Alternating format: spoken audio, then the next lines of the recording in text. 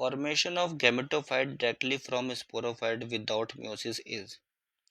Question में कहा गया है कि इस प्रोसेस को क्या कहा जाता है, वो ऑप्शन में से चूज करके बताना है। क्वेश्चन में क्या है कि भाई मियोसिस जो है वो नहीं होता है।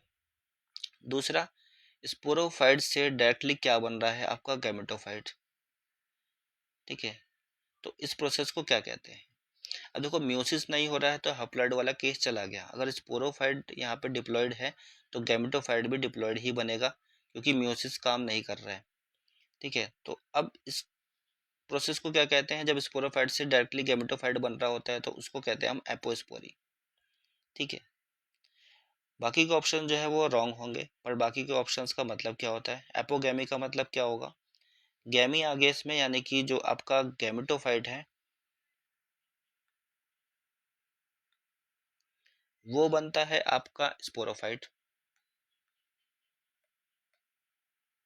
ठीक है, तो यहाँ पे जस्ट उल्टा हो जाता है एपोस्पोरी का, और फर्टिलाइजेशन यहाँ पे नहीं होता है, नो फर्टिलाइजेशन।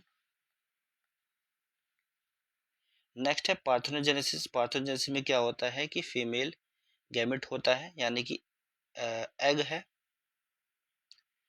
एग से कोई ऑर्गेनिजम्स बन जाएगा